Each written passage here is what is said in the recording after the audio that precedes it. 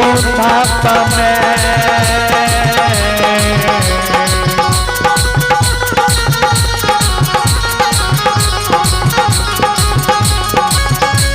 विधाता हो तेसर हो थाप में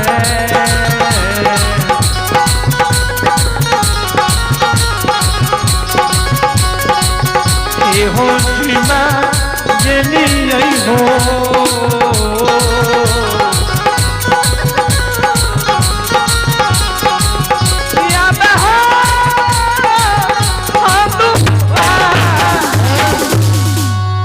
गोर लागे बिपिन बाबा।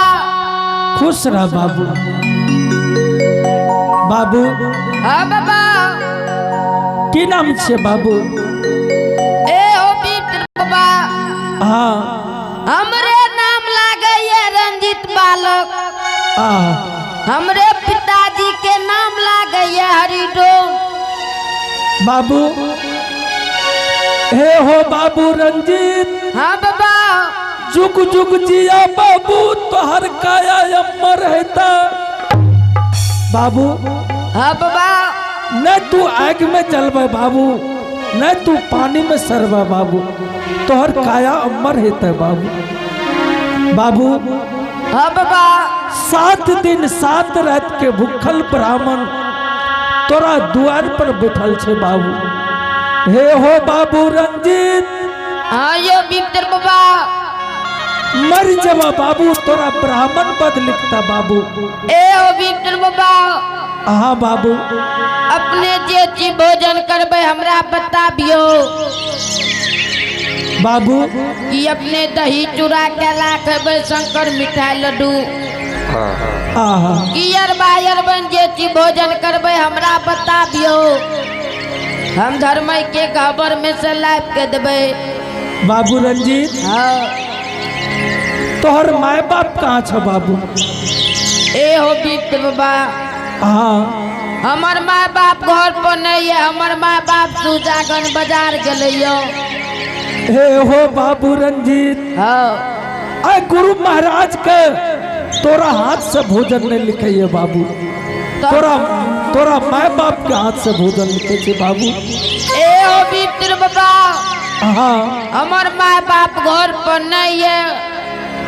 हमर माँ बाप सुजागंज बाजार गए। बाबू रंजीत हाँ जा तू माय बाप के बोले के लावा गे बाबू। अगर तू माय बाप का न बोलेबा मर जबा तोरा द्वार पर ब्राह्मण पद लिखता बाबू। ए हो बिपिन बाबा।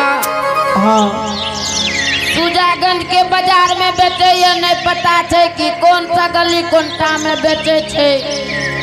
सुजागंज बाजार में 100 गली कोनटा है बाबू रंजीत। हाँ तोरा धर्म के गहवर में बाबू माने बासली से बाबू।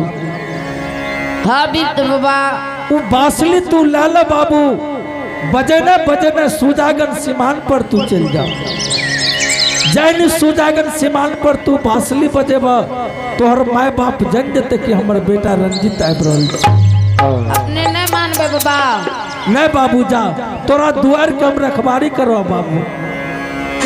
ठीक है बाबा नहीं मानबे तो अपने बैठियो हम दरबार देने जाए छिए दरबार देने अबे।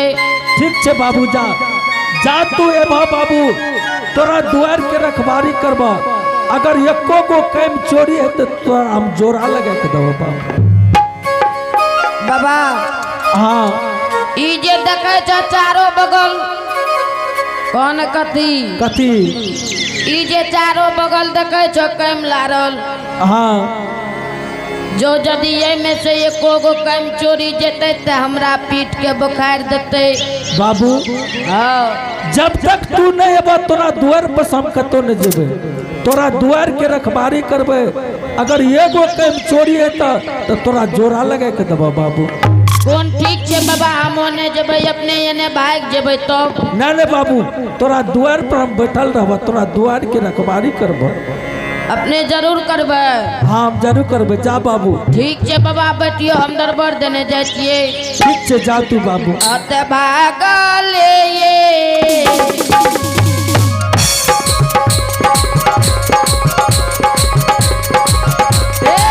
बाबा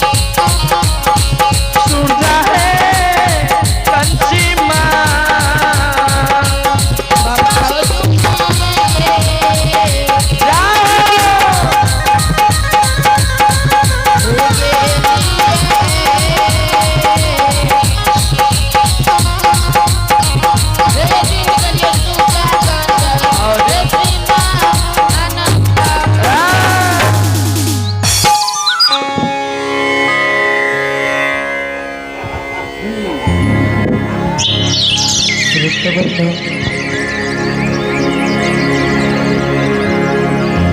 स्वामी हाँ हरनिया ए बेटा के मारल का हाँ भागे चले न इस हिला दे हाँ बोला ने ए हो बोर्ड के लाइन भगा दे चा सुतल चल जा के बेटा के मारल कई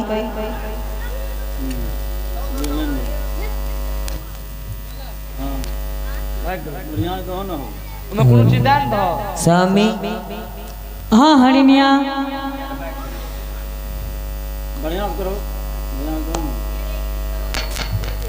शांति देन शांति बन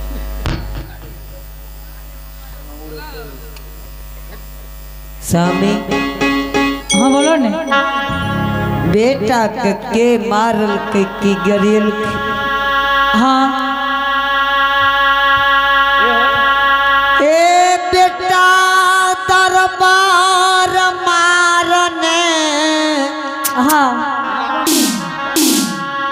अरे ठीक है अब ये स्वामी हरनिया जब तू सुजागन बाजार आवे हो तब तू कह छो यार कोई मेरे बेटा के मारल कई कोई गड़ियल के हरनिया ये बात नहीं बोलियो हरनिया आई सुजागन बाजार बड़ी दूर लागे है हरनिया आई पटना नगर में नहीं कोई बेटा राही राही है याद न